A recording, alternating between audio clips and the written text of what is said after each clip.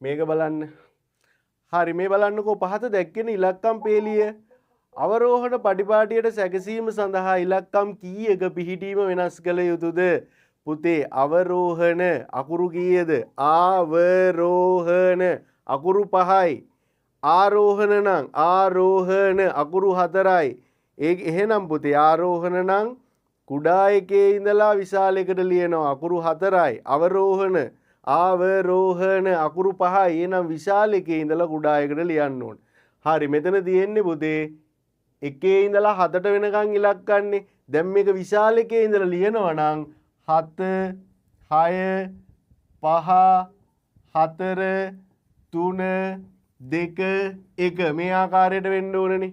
දැන් බලන්න ඉලක්කම් කීයක මෙහෙම ලියන්න ඉලක්කම් කීයක පිහිටීම වෙනස් කරන්න ඕනද? මේ බලන්න මේක වෙනස් කරන්න ඕන 1යි. පුතේ මේක වෙනස් වෙන්නේ නැහැ. මේක වෙනස් කරන්න ඕන 2යි. මේක වෙනස් වෙන්නේ නැහැ. මේක වෙනස් කරන්න ඕන 3යි.